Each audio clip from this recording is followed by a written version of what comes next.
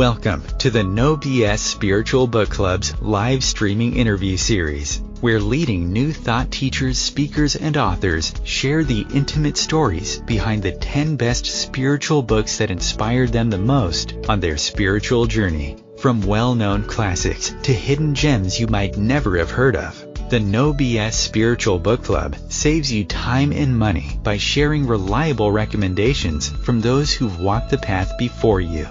The No BS Spiritual Book Club, the only No BS guide to the best spiritual books to inspire your own journey of self-discovery.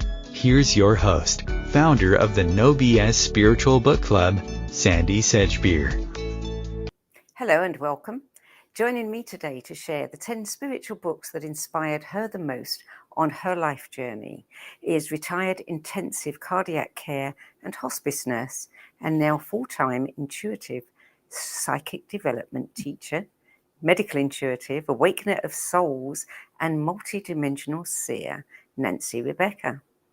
With over 2 decades of intense study of the human energy field and over 15 years of teaching student programs that define and normalize our concept of being intuitive, Nanc Rebecca co-founded intuitivemind.org, which offers meditation tools, workshops, online programs, and community support to help others cultivate their intuitive abilities and heal with humanity. Nanc Rebecca, welcome. Thank you. Thank you. So, you had an incredible awakening that sent you, you were down on your knees, as you said, looking up to the heavens, asking God, why do people have to die? Yeah. And the only way that you could find an answer was to look for a book. Yes. Yes. So, was that the first time that you looked at a spiritual book? It was the very first time. I had no concept of the spiritual world, as probably most people. It's like, I really thought from that human perspective and really within that limited realm of our mind's potential to kind of grasp what's going on around us. And so it took me a while, to really get. It took me years to really get what was happening, but at that moment, I wasn't quite sure what to do. So what was the book that you found that helped you? Well, I've often wished that I could find it in a box somewhere, but I think it's long gone. But it was a tiny little paperback book, and it was in 1994. So this was quite a while ago. And what I remember was I felt on the inside as if I couldn't even take one more moment of life. And I know that a lot of people can relate to that. So I was a hospice nurse at that time. I'd worked almost 16 years in intensive care before that. My husband was a police officer. So we had that combined intensity of service and yet seeing, death every day, or crisis every day. And so it was like, all right, I've seen on television. So I hadn't known anyone who had ever meditated. I'd never even talked to anyone who had ever meditated, barely knew what the word meant. But I'd watch shows where it was like somebody would meditate and then suddenly they would just feel so much better. And so that's what I did. But I actually had it in a little paper bag that I hid on the bookshelf at my home. I didn't tell my husband. I didn't tell my friends. And I hid it in the back of the books. And then it was that evening after my husband and children had gone to bed that I thought, okay, I'm going to take that book out from behind the other books. And that's where it started. Whereas I was terrified to meditate. What I realize now, it wasn't meditation I was afraid of. It was what was inside of me that I was afraid of, but I didn't know that at the time. But I thought, I'm a smart person. I can figure this out. And in the very first chapter of the book, it said, turn down the lights, light a candle. So, I just went through all the little tasks and then it said, okay, now breathe, take a deep breath in, 3 deep breaths in and out. And I probably Sandie, spent no more than 5 minutes because I started to feel really strange. Like I wasn't alone in the room. I felt like somebody was watching me. And so I thought, well, that's a good first start. So I closed the book, put it back in its little paper bag, hid it back behind the other books, and went up to go to bed. And it was at that I put my pajamas on and went to bed, and there was a flash of light, and I popped out of my body. Yeah. And the rest is history. And the rest is history. Yes, it happens in so many different ways, and it's always surprising, and it's always a shock, and it always changes your life completely. Yeah, it dramatically changed Yeah. my life. And I was thinking about that about coming on, that it inspiring is not the right word, but it catapulted me, it propelled me in such a way when I heard that voice that I define as God for me. That voice said, we need you to go out into the world and to help people remember that they are spiritual beings. And it was almost like, you're given your walking papers and there's no discussion. It was as if I knew that's what my life was going to be like. It was just this download. And it wasn't even like, Sandie, like I thought, oh, how am I supposed to do that? Or what? You're not giving me an instruction manual. It's just, I listened to that voice as if it was what was supposed to happen at that time in my life. And so I keep always coming back to that. How can I help people remember they're a spirit first and they're a human second? Yeah. Well, we'll talk more about that later in the show, but obviously that propelled you on a journey, and many books later. Here you are, sharing with us your 10 most influential books that helped you on your journey. Yeah. So let's start with the first book. And you've got 2 books that are children's books. Actually, you could say a third, but we'll keep that one a secret for now. So the first one is Mandy by Julie Andrews Edwards, originally published in 1971. What was it about this children's book that made such an impact on you? Yeah. Well, Mandy, so in the book, Mandy is an orphan. I can't remember what happened to her parents, but she ends up in this orphanage. And and in the orphanage, she's feeling lost. She's alone. She has lost her family. She's feeling quite isolated. Now it's interesting because as she is kind of engaging with the other children in the orphanage, she's got this different sense of self. So I really loved, at the time, when I think back on it, I had some really adult thoughts. And I think all 12-year-olds really have a lot of adult thoughts. Yeah. But what happened was, that was almost this journey of how is she going to find the life outside of maybe the tragedy, or outside of her life circumstances changing.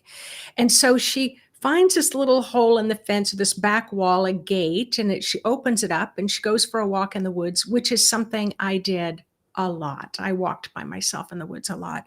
And she finds this little abandoned cottage and she's able to go inside. So you have to understand, she didn't have a home. And suddenly, in this 12-year-old, she's creating this environment that brought her great comfort. And through the book, she ends up meeting kind of the gardener who maybe owned the land. Anyway, they became good friends. And she just found herself again. She found happiness again.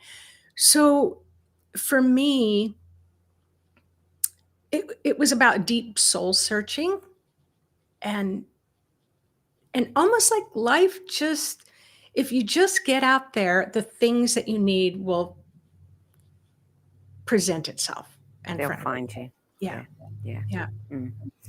Book number 2 is it's a classic children's story, Pippi Longstocking. by Yes. Astrid Lindgren, originally published in Sweden in 1950 and then later translated into many, many languages. Yes. Yes. Interestingly enough, Pippi Longstockings was also in some way an orphan. So her parents, I think, were traveling the world. I think that they were still alive. They're traveling the world. But I think it was her father had taught her this enormous sense of adventure and making this sense of adventure out of things. And really, that was my mother in my life. So my mother always had this enormous sense of adventure. And I would make myself this peanut butter sugar sandwich. I don't know if you remember those when you were a kid. Peanut butter No. sugar sandwich. And I would tie it up in a little bandana, and then I would stick it on a stick like a hobo, and I would march down the street, just like Pippi Longstockings, with my sandwich towards the forest. And that's where I would go. I'd spend the whole day, and then I would come back at the end of the day. And it was that life as a sense of adventure, if you choose to see it that way.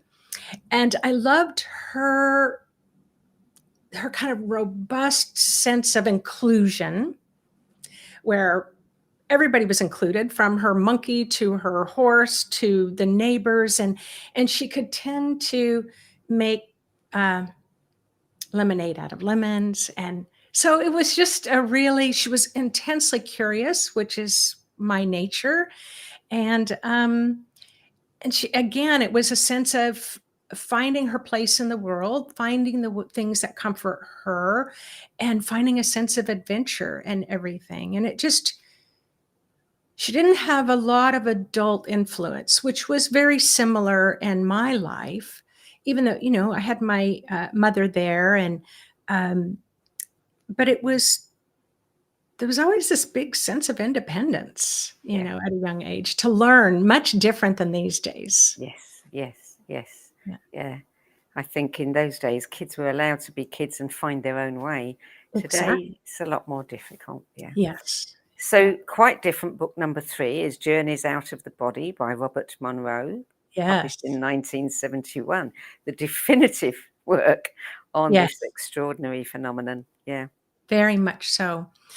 So when I had my spontaneous out of body experience after going to bed that night, and I traveled through many dimensions, and I had a continuous out of body experience for about 40 days.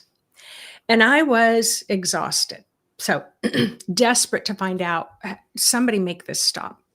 I thought I should go to a mental hospital.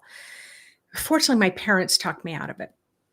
All right, so now I'm suddenly sighted. So what does that mean? That means that now I can see you. I can see your auric field. I could see your chakras spinning. Now, I didn't know what any of this was. I could hear your thoughts. So you might say, oh, Nancy's wearing a cute outfit. So I would hear that, or I don't really like her very much. And I would hear that. So you kind of get a thick skin when you get all that. But as a hospice nurse, I was getting pretty desperate. So there was a hospice nurse who was wearing flowy clothes. She was wearing Birkenstock shoes. She had all these beads on.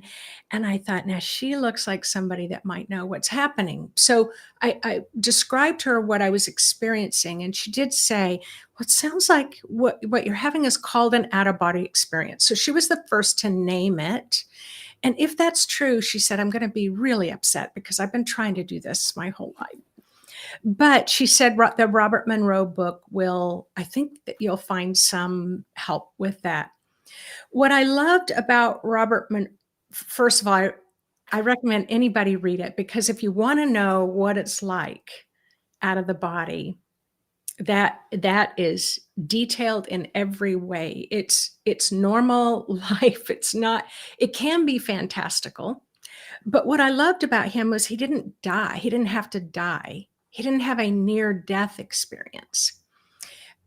He wasn't really in a crisis.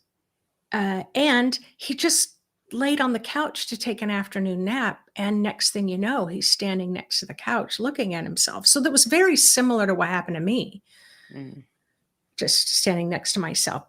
So as I read through the book, so by this time I've been having out-of-body experiences for a month. So by the time I'm reading the book, and I'm like, yeah, I've been there. I've been there. I've been there. I've been there. All the places. I passed through the walls. I would move through the forest. I had done all these things. So it was really great fun for, like he's an engineer, he's a sound engineer, And so he did end up creating the Monroe Institute, which is in Virginia. I will tell you, the Monroe Institute did contact me. I had been chatting. Remember the chat rooms? Yes. Way back then. So I was chatting because I was trying to desperately find what was going on. Well, somehow somebody picked that up. And it was like this astronaut. Now, I didn't know his name at the time. I still don't know his name now. But he said, how did you know how to get to Planet 21 or whatever like that? And I was like, what? Who taught you how to get to Area 21 or something? And I was like, I have no clue what you're talking about. And next thing you know, I'm getting a call from the Monroe Institute, which was kind of scary, And they really wanted me to fly out to Virginia so that they could study me. I was too chicken, and I never did it, Sandie. But he's got several books, and they just really help normalize my experiences. Yeah.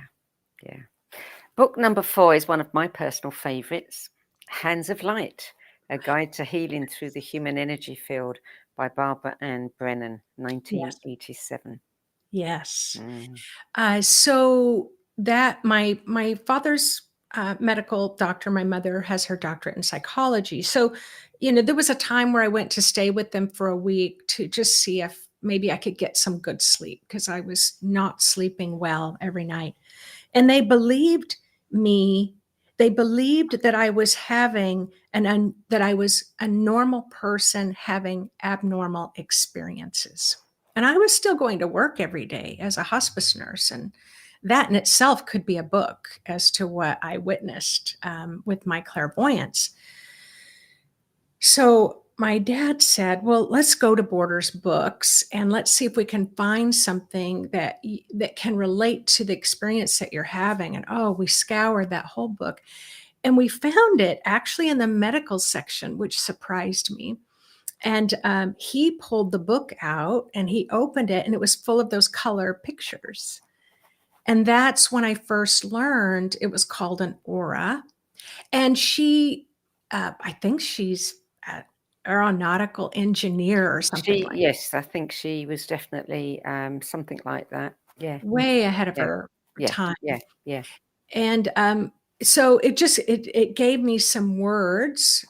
Now, in reading it, I felt it was a little fantastical for me, interestingly enough, even though I could see it was still like I wasn't there yet, but I read it several times to try to digest it. But it was a very, again, a book that helped normalize my experiences. It really helps people understand the energy body, doesn't it? Yes, it does. It does. And seeing the spirits around, because I could see spirits around, I could see angels around. She helped to kind of explain, that they're helping us, not to be anything to be afraid of. Yeah. And I think that's the first time I came across the idea that, scars on the body can sometimes be associated with a past life experience. Yes. And that surprised me. But I knew people who'd had scars on their body and had flashbacks. Yes, of how they got it. Knife. Yeah, they had been stabbed with a knife, and they bring that scar into this lifetime. There was just so much to digest for my life, that I was a mother, I was a wife, we were both, my husband and I, both in service fields. Our kids were preteens.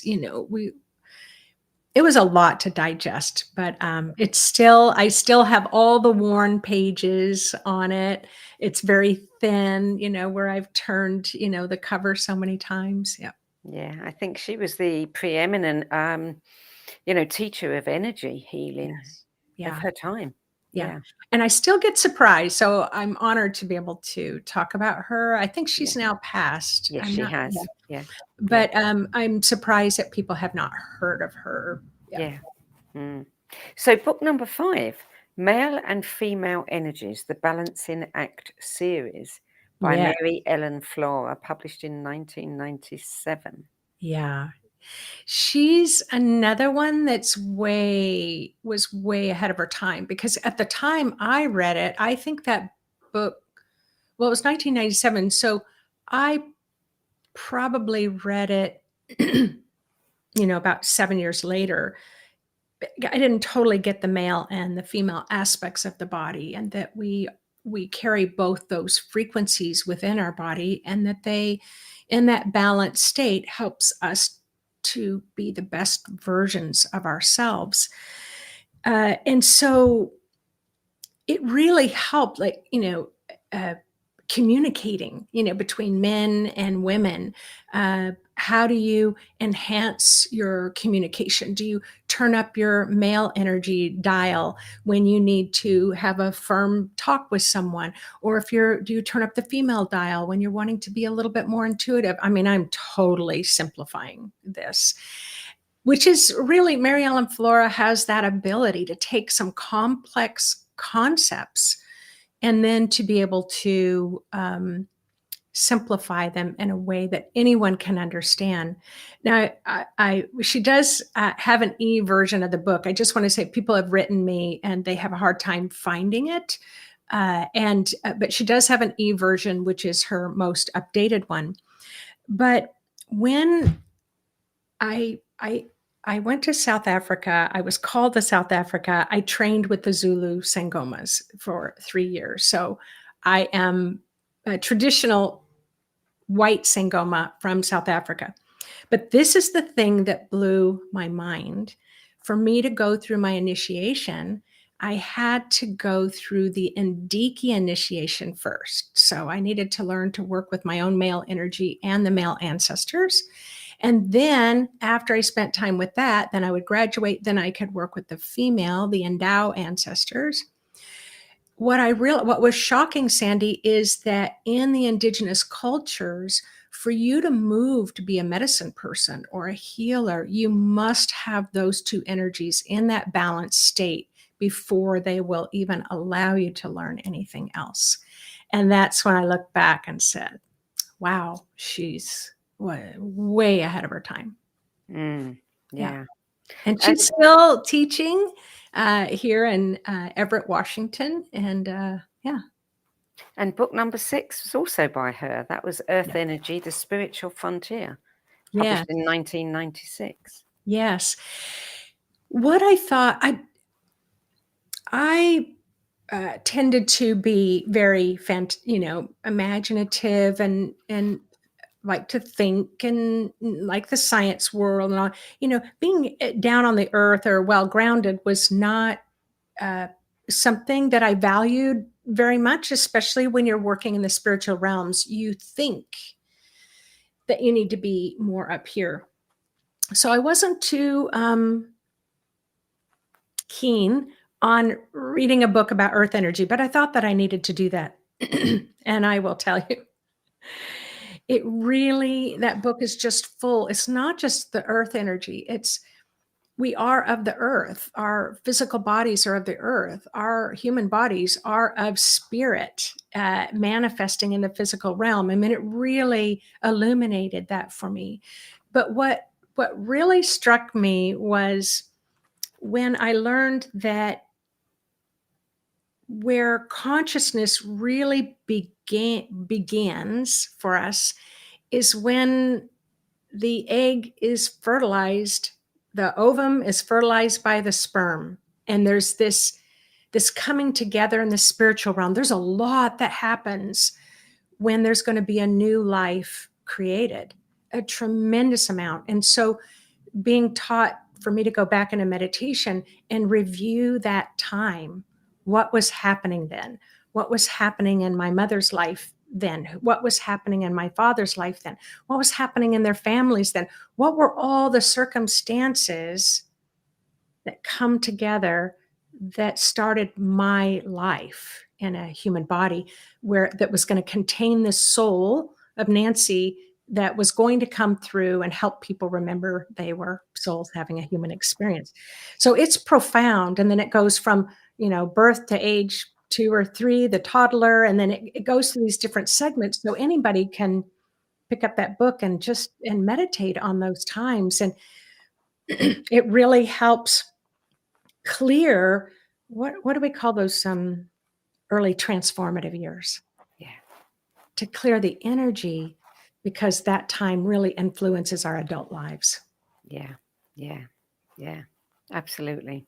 So we're going to take a short break now, Nancy. We'll be back in a few minutes. You're listening to a No BS Spiritual Book Club interview, and sharing the 10 books that had the biggest influence on her life journey today is former intensive cardiac care and hospice nurse, and now full-time intuitive stroke psychic development teacher, medical intuitive, multidimensional seer, and awakener of sleeping souls, Nancy Rebecca. We'll be back with more of Nancy's most inspiring books, along with more insights into her work and her life journey after this break. Om Times TV. Maya Angelou once said that there is no greater agony than bearing an untold story inside you. I'm Sandie Sedgbeer, and when I'm not hosting Om Times Media's flagship radio show What Is Going On and the No BS Spiritual Book Club, I help people share their untold stories. Books are my life, my joy and my passion, and there is no greater reward than helping aspiring writers get their books out of their heads and into the hands of those who are waiting to read them. If you feel that you have a book in you but don't know where to begin, visit sedgbeer.com. Click on the Work With Me tab and find out how my experience helping others tell their stories might be just what you've been looking for. That's sedgbeer.com, SEDGBEER.com.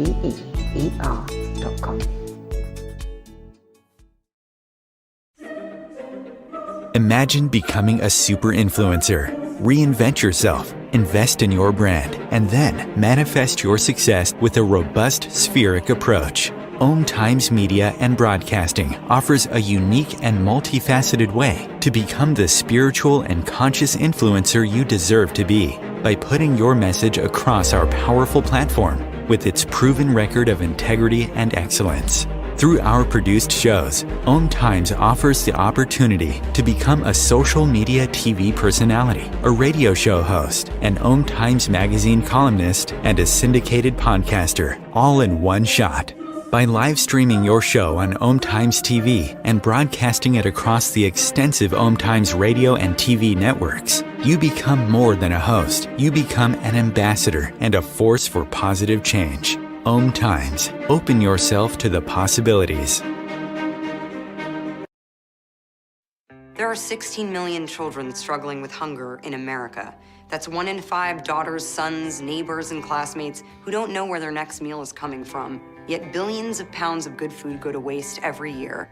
It's time we do something about it.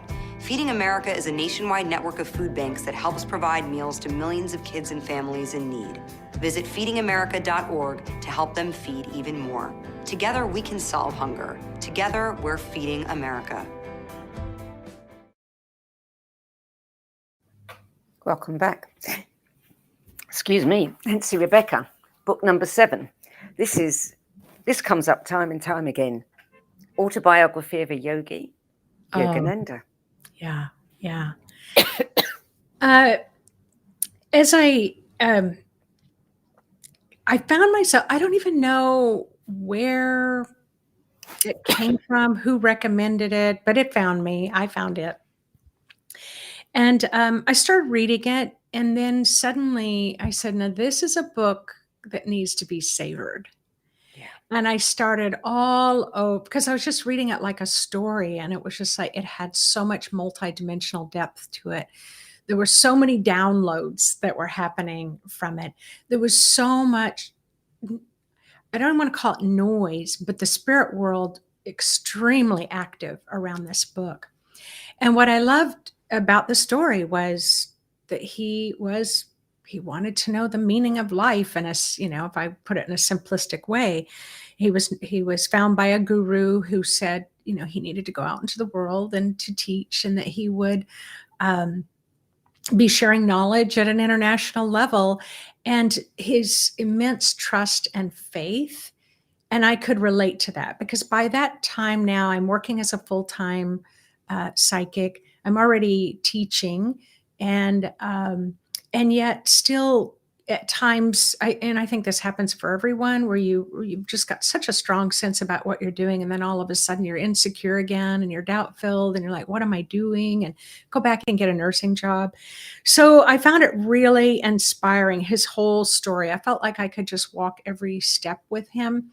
I did reread it again. I've read his other books. I have all of his books. And yeah, I mean, it was just his life in a big way but I could relate to it. This book has influenced so many people. I mean, it influenced me. I bought the CDs and listened to it after I'd read it, and that's a whole other experience, just listening to it. Yeah. Fantastic book. So in position number 8, I won't call it a book, it's an entire series, and it is arguably written for children, but adults love it, the Harry Potter series, J.K. Rowling, which she first published in 1997. Yes. And my mother had the first edition of all the books. And she just couldn't get enough of them. And I'm like, Mom, they're children's books. She goes, yeah, they're children's books, but they're not children's books. And so after a while, she got so excited. She was probably on book 3 before I was like, all right, I'll read it. But what was relatable to me is, let's just say, being a clairvoyant who can see in the spirit world at the same time you see in the physical world, if you read Harry Potter and you in the fantastical realms of the world of the Muggles, and then they pass through, you know, at the train station, and then they end up on the train, and you know, they're going to Hogwarts. This is what our world is like. This is what it looks like through my eyes, where you have people who, I'm not going to say they're unconscious, but it's like they're content and they're learning in the world from that human space. And then you have others in the world who are meant to bring the magic back to life. That's their work. And yet they're called crazy, insane. You don't really consider that real, do you? You know, and those sorts of things. But what I loved about, I could relate to Harry Potter. He just wants to have a girlfriend, and he just wants to go to the movies, and he just wants to go hang out and giggle and laugh about smelly things, you know. And yet he was the one that was going to save the world from evil. And he was just a boy. And he didn't know how he was going to do that. And again, it follows similar to the other stories. It's like, when it's needed, it will come. And it's the same for all of us, whether you're a muggle or you're, you know, magic. Spirit brings that next step of awakening and the knowledge that you need when you need it. And I loved it. I can't remember the flying around. Are they called Dementors or the Dementors? Yeah. They exist, you know, and we don't acknowledge that, you know. They fly around, and it's like, don't mess with that world, you know. But we need to be a little bit more conscious about it. So I loved it. I enjoyed it. It was a way to have an outlet for how I see the world when I didn't have an outlet other ways. Yeah. Book number 9 is a book, again, another one that I really enjoy and recommend a lot. It made our Sandie's Bookworms. I liked it so much. The Dark Side of the Light Chasers, Reclaiming Your Power, Creativity, Brilliance and Dreams by Debbie Ford, published in 1998. Yeah. What a book. Yeah. What a book. And I have recommended that book so many times to my students because there's just no way I can describe that. So I was fortunate enough to have Mary Ellen Flora as a teacher. And it was, it's like, yep, you can have a bite of light and a bite of dark, and a bite of light and a bite of dark, and how to navigate the dark and how to navigate the light, and how the light can draw the dark and the dark can draw the light. So that was my reality, but I didn't know how to work with students and healers, when I'm a light worker, but they could struggle in a traffic jam along with the rest of us. So I had aspects of myself that maybe, wasn't so pretty and maybe didn't fit into that light worker level. And so she really taught me how to do it. Is what I loved. How to make peace. Why is that part of that personality that I might not be so fondly of? Where did it come from? How did it get there? And that it was a good thing, that it helped me. And then it was just like, I could just buy that book by the case and just hand it out. Yeah. One of the things I especially loved about that book was the way that she kind of reframed and gave couples a way to deal with one another when one of them was expressing, the shadow side of their nature. And, she said, you label it, that's cranky Colin. You just call it cranky Colin. You take the heat out of it. That's not the person you're in relationship with. It's an aspect of them. And I thought that's really helpful to couples that are having a hard time. Yes. And for me, doing readings with people, they'd come walk in a really contracted, dark cloud over their head kind of place, but their spirit was just brilliant. And it was, I could see the conflict. It's like, how do they get to their brilliance when they're battling with their shadow selves? And I just felt like it was much easier for me to hand out that book than it was to try to just explain it. Yeah. I think that book will become a classic of its time. Yeah.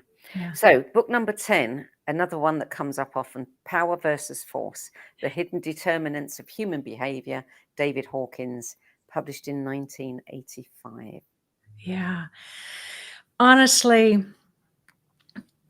everyone needs to read that book. For the times that we're living in right now, everyone needs to read that book. So this is the part that stood out for me, was that he would do these studies, and this is what I love, because that's how I like to experience things. Is, well, let's try this and let's try that, and what happens to the light and what happens to people. And so he would put certain words in envelopes and seal the envelope, and then in a crowd of audience of 1,000 people, he would hand out these envelopes. So you didn't know what the word was that you had, and then they would muscle test the people. And so if you have a weak muscle testing, then that means it is of a low frequency. If you have a muscle testing that's strong, so muscle testing, for people who don't know, it's like you push down on the arm, you try to hold your arm up. And if you can't hold your arm up, that's a weak test. And if you can hold your arm, it's strong. And then you'd open the envelope and it might have a word like hate. And then there's a word like love, and one tested weak and one tested strong. And it was like, for me, I was like, how does that happen? And so what I realized was, wow, we are so influenced by frequencies that we can't see, know, hear, taste, feel all the time. And we need to know that. The other part, it was a page turner, was when he did different types of spiritual teaching classes, or different spiritual programs, or just different programs. He put the name in an envelope, inside sealed envelope, muscle test. the one that tested the highest was Alcoholics Anonymous. And that just blew my mind. And so there's that sense of, it was very spiritually guided to create that program. It comes from a very high frequency state. And to this day, it maintains that high frequency state. And so for those who wish to, they're moved to become sober, have some support, have some help, that underlying frequency is extremely high, extremely sacred.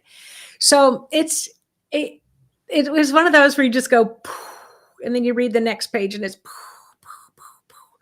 So again, I've purchased these by the case and handed them out. Yeah. Well, that's your 10 best list. And now let's talk about you. So you have been studying the human energy field for over 20 years, and you've been teaching student programs for about 15 or more. Mhm. And then a few months ago, suddenly your world blew up along with the internet when you had a conversation with, astrologer extraordinaire Pam Gregory about blue beings. Yes. And suddenly there were thousands and thousands of people who, probably for the first time, felt they could share that they too had been contacted, seeing, etc., blue beings. Yes. I mean, what did that experience do to your life? Well, so it was like 200,000 or more. So I was attempting, Sandie, to successfully fly under the radar with this because I'm a nurse and I value professionalism. I work a lot with the medical community. And so it was very important that I be seen as I call it conservative psychic. And then, the blue beings came. And you can read all about that on my website, and I've made videos of it. But I had this little private group. So you could only get in if you're a member, and only anybody knew about that if they're in the private group. So I was flying under the radar. Well, then when we connected, I'm like, well, here I go. Yeah, you've been outed. I've been outed. Now, the thing is, I felt definitely like I was in another world. And the blue beings of light were often telling me, Nancy, you are not the only one. We promise you, there are so many people in the world that are getting this information. They're bringing the information through. And the blue beings of light, I had never heard of a star being before, Sandie. It's like if someone was talking about that, I would go, get a cup of coffee or something. Because somebody asked me, why do you avoid it so much? And I said, well, it's just not my business. It's just not my thing. And so it's become my thing. And there are star beings around, and it did blow up. But I will tell you, it was very emotional for me to read. Even now, to read people having the same exact experiences at a global level. Yes. All over the world. Yes. And I know a few. Yeah. Yeah. And I didn't want to be that person. I wanted somebody else to be that person. And I've talked to Pam about that. I'm not totally comfortable with it. So just as recently as yesterday, because I knew I was going to be coming on with you and that you'd be talking about it. And so, I'll just say, I'm having this conversation with God. I said, okay, I have to really talk to you about this. The star being, like more star beings are coming in, like a lot more star beings and a lot more information. I don't even know what to do with this. And I don't think that I saw my life like, I'm having this, and so then that voice that I know is God said, okay, let me get this straight. You think that I only created you in the world. And I went, okay, I get it. End of discussion. There was no more conversation. It was like, they're here. They're here to stay. Multiple star beings are coming in. The blue being, it took me a good 3 years before I realized they're more Syrian. So there's a lot of the Syrian, but Pleiadians can come through as blue. Lyrans can come in as blue. There's a lot of different galaxies and star beings. And just most recently introduced to a new level of star beings that the blue beings of light introduced me to. And I was like, yeah, I don't know that I want to talk to another level. And I know probably your listeners are going, wow, if I had that, I would love it. But I guess what I want to say is I'm an integrous person. I want to get the messages right. And I take responsibility for, I know people are going to be hearing it. And I want people to be discerning, you know, and I don't want to lead someone down a path that might not be right. So I think about all of those things. And then it's just like, just let go, Nancy, just let go. That's a spirit job. That's not a you job. And that's been helping me. Yeah. Yeah. It gets to a point where you understand that what's going on is non-negotiable. Right. You know, you don't have a choice. Just Right. get on with it. You know. Exactly. So why do you think, or perhaps you know the answer, Mhm. why are there so many star beings showing up now? Well, this new group that I've met, I called them for a long time the robed ones. They come in a very silvery diamond like light. They do have blue on the edges. So what they were, because I asked that question of them, because they're very far out at the outer edges of the galaxy. They said they do not come to Earth. So they send emissaries. So the blue star beings would be some of those emissaries. But what they said was that the Earth, we don't know, we have no idea how incredible our Earth is. And that it's this incredible creative force that is beyond palpable, that sends this enormous creative frequency out into the universe. And it's almost like a seed planet of creativity that if they can maintain, if they can help the earth awaken to do what it's here to do, regardless of the human aspect, that creative frequency is going to spark other planets and spark and spark and spark and spark and just bring that wave of creativity to the universe and bring life, that creative force of life. And so as we all awaken, then, you know, we become more unified with Mother Earth. Like for me, I can't walk by a cluster of trees anymore and not feel them intensely. I can't walk by and not hear them talking. That's where we're going as a society. And it's going to be hard to cut down a tree when it's having a wise conversation with you. And I'm not saying that there aren't trees that will desire to be in service, you know, to help build homes or something. I'm not saying that, but what's happening is, and I've been told this for the last couple of years, here on Earth, we're going through a creative renaissance.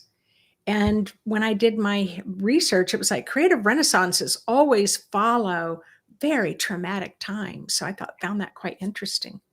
Yeah. So that's the reason why they're helping at such a level,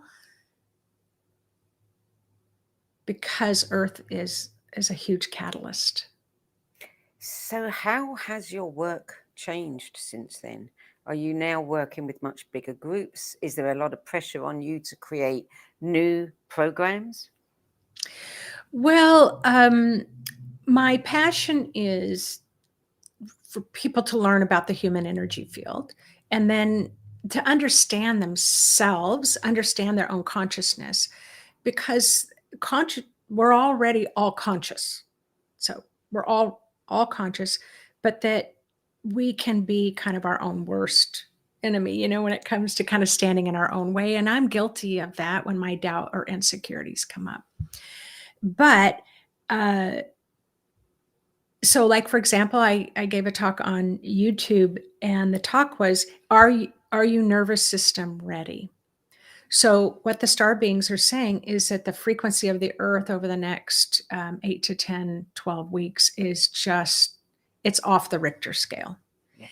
And our nervous system, you know, needs to be able to handle it. And so I'll be giving some talks, but I gave like a little talk about, the brain and the lobes and the corpus callosum and the nervous system and the, cranial nerves. And all of a sudden they were like, wow, I just never understood my nervous system before. So that's what makes me happy, is that people get excited about their human energy field, because we were built for this time. I want you to understand how you were built. So when the star beings come in, and what's happening is, it's happening even more now. Lots of people are talking to star beings. And so, yes, I'm kind of gearing things, but mostly what I'm doing is I just want, people are psychic awakening. They're waking up psychically and intuitively at such a pace that no spiritual teacher on the face of the planet can keep up with. And so what I teach people is, you have your answer. Yeah. And people are fatigued. They're fatigued about hearing about, okay, we're going to wake up tomorrow. Okay, we're going to wake up 5 years from now. Consciousness is coming. And so it's just like, all right, already, it's like we get that fatigue, or we're fatigued with the corruption and all the aftermath effects of what we've done over 5, 10, 20,000 years. So Spirit's like, well, you're fatigued because you're listening to everybody outside of yourself, and you need to move inside of yourself and get your next step. And so once people start to learn that, they're much happier. So I'm going to ask you a personal question now. A very earthy question, 3D world. How's your husband responded to all this? Oh, my husband divorced me and tried to take my kids away. Ah, okay. Yes. He thought that I belonged in a mental hospital. And fortunately, that's not uncommon. Yeah. And so fortunately, when we went to court, fortunately, the attorneys and the judges were like, she's intuitive. So, so no. Yeah. And isn't that a wonderful thing that, people in those kinds of positions are actually embracing the word intuitive? Yeah, I was really frightened, because I didn't have a language yet to describe what was happening to me. And I thought, am I going to have to stand in front of a judge and explain that I can see his father standing next to him? And his dead father wants to give him a message. How am I going to do this? But fortunately, I never went that far. Now I have much more confidence in life experience, but yeah, that didn't go well. But fortunately, we've had conversations about it later. And he was just like, I was an a-hole, and that's all I was doing. He was terrified. Yes, of course. You can imagine it. I was terrified. That's what I told him. I was terrified, and I need my person of 18 years to help me through my own fears as well. Yeah, yeah. Well, you said it just now. Pam Gregory, all the astrologers are saying it. Come that eclipse next month, watch out, world, because so many people will be wakened. And your husband may move forward at such a pace that he totally understands. Yeah.